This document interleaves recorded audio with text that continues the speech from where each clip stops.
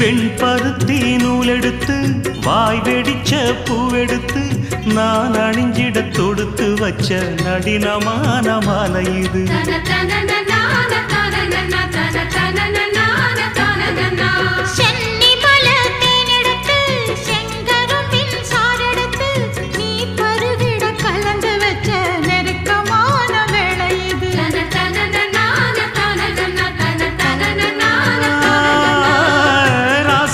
உடம்பிருக்கும் ரவிக்க துணி நானாக அன்னாடம் சூடி கொள்ள ஆசை வச்சாகாதா.